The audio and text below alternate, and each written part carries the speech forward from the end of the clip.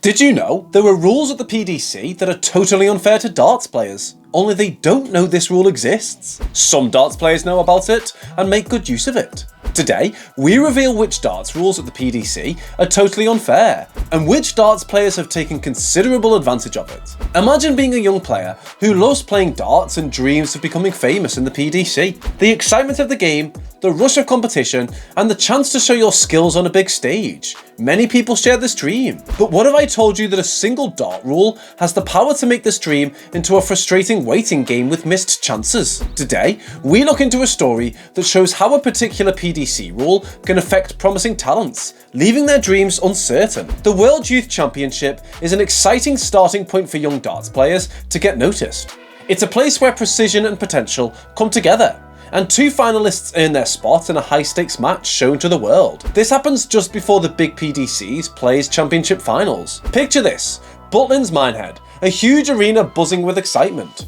Winning here means more than just a trophy. It's a pass to the big Ali Pali World Championship. But here's the twist. There's another prize, not only for the winner, but also for the second place player. A special ticket to the Grand Slam of Darts, a huge tournament. Now here's where the story takes a turn. The World Youth Championship final happens at the end of November, when the Grand Slam is already starting in mid-November. The players who qualify, full of talent and potential, face an interesting problem. Many months go by from qualifying to the big Grand Slam stage, a Sky Sports event that's a dream come true. The young talents waiting with their dreams building up inside. For the experienced winners, this might not be a big problem, as they have learned to be patient. But for the newbies, their form and confidence, these things can change a lot. Don't forget to hit the bullseye so you never miss out on any of our amazing darts videos. Now let's focus on a main character who got affected by this rule, Joe Davis, a name that shows both potential and challenge. From Brighton, England, born in 1997, he represents the classic struggle of a young talent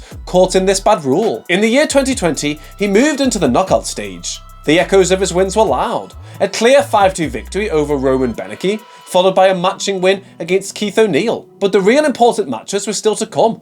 In a fight against Jack Mayle, Davis showed his skill with an 85.53 average, a number that became an 86 in his match with Jacob Selby-Rivas in the last 16. Then Davis's strength shined with a 92 average against Brian Raymond in the quarterfinals. Winning here meant a direct path to the semi-finals, where fate had a Dutch name all over it, Jeffrey Diesvaan. A strong player in the young darts scene, Diesvaan's final youth game was coming. Davis's journey to the Grand Slam was hanging in the balance.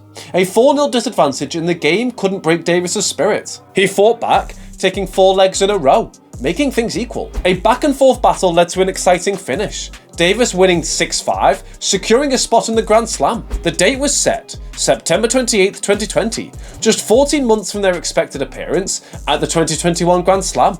The countdown to the big finish had started, with Davis even signing a contract with Mission Darts. But as luck would have it, the pandemic cast its shadow, moving the final to a closed-door event in Coventry. Nonetheless, Davis stepped onto a big stage, a preview to the upcoming Players' Championship Finals. The final match happened, David against Bradley Brooks. The darts moved with destiny. Davis got his first point, staying calm in the opening leg. Brooks fought back, matching Davis's pace. An exciting exchange of breaks followed, each player showing their skill. The score tied at 4-4, Davis held, Brooks responded, a rhythm that felt like a nervous symphony. In the end, Brooks moved ahead a bit, winning with a 6-5 score and writing his name on the title, and secured his place at Ali Pali, the famous Alexander Palace. A dream come true through determination and talent. On the other hand, Davis secured his place in the Grand Slam. Then his path took him to Q School in 2021, where hopes were high. He showed strength, winning on his first 2 days, followed by another victory on the third. However, fate took a different turn, and he lost in the first round on the last day, which means the tour card slipped from his hand. The 2021 Challenge Tour was another arena for Davis's skills, but it was harder, with fewer wins and tougher challenges. He had only reached the last 16 once. Still, the Grand Slam continued to attract him, reminding him of an unachieved goal. And so, over a year had passed since his qualifying attempt for the Grand Slam. But during that time, he faced a hidden struggle, an injury that troubled his journey. Davis couldn't play darts for 5 weeks due to the injury. The weight of a year's worth of dreams was heavy on an elbow that wouldn't cooperate. "I couldn't throw darts for the last 5 weeks, Davis said, sounding sad. The way to the big Grand Slam tournament was full of hard parts, testing both how good he was and how much he wanted it. He fought fought with pain and kept being strong at every step. Even though things were tough, Davis thought about stopping, even as the Grand Slam got closer. Just getting on the stage will be a big achievement, he said, showing he still had hope. He wanted to throw without pain and show his talent like he wanted. Not playing for 5 weeks didn't make him feel like things were bad. He used medicine and exercises to help his hurt elbow. Different games in just 4 days, Davis thought, seeing that he was really hard. He didn't have time to practice and the muscle memory every player wanted, but he was strong inside, with a big wish to do his best, even when things were tricky. I'll try really hard and see what happens, he said, showing how he wouldn't give up. The frustrating month had made him withdraw from events that were supposed to help him get to be in good form in the Grand Slam. But Davis focused on the positive side, knowing that better times were ahead. These things happen, he said, calmly accepting life's surprises. He hoped that the injury would get better with treatment and the discomfort would go away. As the Grand Slam approached, Davis was up against a tough challenge, facing opponents like Michael Smith, Gary Anderson, and Raymond van Barneveld. A group of strong opponents, a difficult test.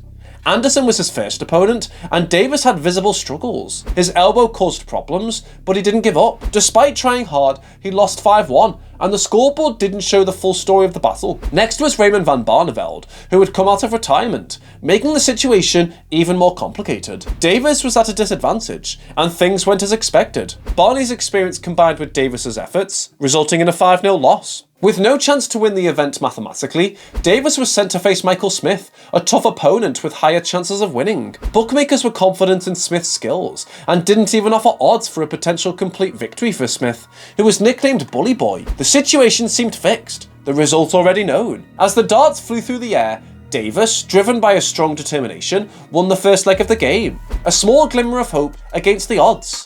Smith made a mistake, having trouble hitting the target, and Davis took advantage, getting his first top score of 180 in the competition. The audience watched as the young contender fought, each dart representing a stand against what was expected. However, Smith, an experienced player with a great track record, found his rhythm. He moved forward, getting a 4-1 lead, but Davis didn't give up, making a comeback that showed his spirit. He won 2 parts in a row, one highlighted by another 180. A tense back and forth followed, with tension in the air with each throw. Smith won the deciding part, securing a 5-3 win. The scoreboard showed Smith's victory, but the game had seen Davis's unwavering spirit, with an average of 79.9. After the Grand Slam, Davis's presence in PDC events faded from the spotlight, but his passion still burned. He almost made a TV comeback, almost getting a place in a qualifying match for the WDF World Championship the next month. Even though Davis's story might seem unique, the unpredictable nature of the sport holds a common truth. The same challenges that David faced could also affect any young player in the future.